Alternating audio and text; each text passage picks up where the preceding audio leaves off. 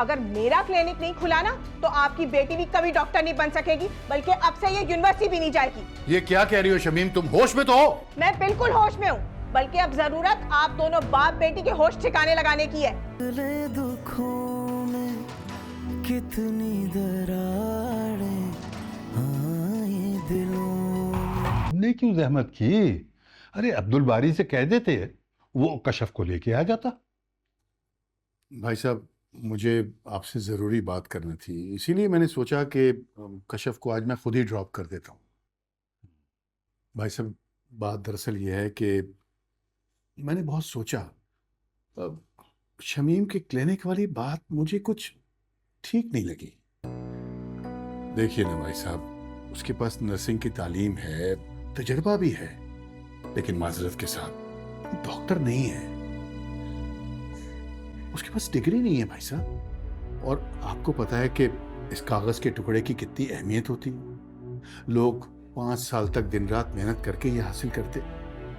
लेकिन खैर, हमारे मुल्क में तो सब कुछ चलता है। हो सकता है कि शमीम अपनी क्लिनिक को मेहनत से चला भी ले, लेकिन जो बात गलत है ना भाई साहब, वो गलत है। ये ठीक नहीं है, ये गैर कानूनी है। इसलिए मैं तो इसके हक में नहीं। मैं आपसे ये गुजारिश करूंगा कि आप उसे समझाएं, उसे इस काम से रोकें। माजरत के साथ भाई साहब, मैं शमीम के क्लिनिक के लिए मैं रकम नहीं दे सकूंगा।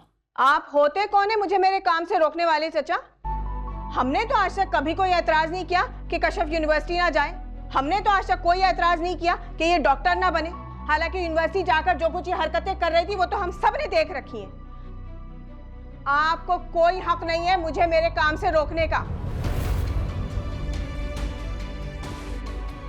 एक बात याद रखिएगा चचा जान, मैंने ना आज तक आपकी बहुत इज्जत की है, मगर अगर आप अब अपनी बेटी की बातों में आकर ये सब हरकतें करेंगे ना तो बहुत माजरत के साथ मुझसे आप कोई मुरम्मत की उम्मीद मत रखिएगा।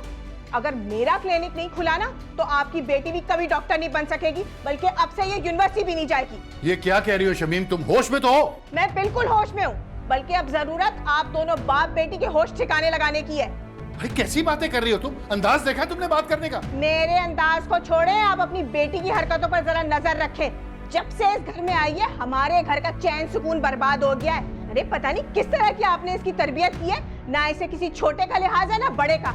हर मामले में ये टांग अड़ाती है। खबरदार जो कशफ को बीच में लाई तुम। क्यों ना लाऊं इसे बीच में? वैसे बिल्कुल बीच में लाऊंगी, क्योंकि सब कुछ इसकी वजह से हो रहा है। इसने आपको पट्टी पढ़ाई जो रातों रात आपका फैसला तब्दील हो गया, वरना कल तक तो आप अब्बा जी को पैसों की ऑफर कर रहे थे। शमीम, शमीम, खुदा के लिए चुप हो जाओ। मैं बिल्कुल चुप नहीं होंगी अब्बा जी, बिल्कुल चुप नहीं होंगी। बहुत फायदा उठा लिया बाप बेटी ने हमारी खामोशी का। एक बात याद रखिएगा चाचा जान, अगर मेरा क्लिनिक खोलने का ख्वाब पूरा नहीं हुआ तो आपकी बेटी का भी डॉक्टर बनने का ख्वाब कभी पूरा नहीं होगा। भाई साहब, क्या हो गया इसे? कैसी बातें करके गई है ये?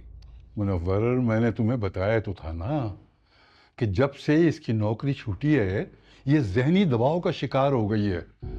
इसीलिए मैं इसे क्लिनिक सेट करके देना चाह रहा हूँ, ताकि ये किसी काम में मसरूफ हो जाए और इसका जहन इधर उधर की बातों में न जाए और ये छोटी छोटी बातों में उलझना छोड़ दे। अरे मसरूफ रहने के 1000 रास्ते हैं भाई साहब, लेकिन इसका ये मतलब नहीं कि गैर कानूनी तरीका इख्तियार किया जाए। मैं इसकी भलाई सोच रहा हूँ, इसकी परेशानियां दूर करना चाहता हूँ, लेकिन ये मेरी नीयत पे शक कर रही है। मुझे और मेरी बेटी को बुरा भला कह दिया उसने आपके सामने। भाई साहब, बहुत अफसोस हुआ मुझे भाई साहब, बहुत ज्यादा।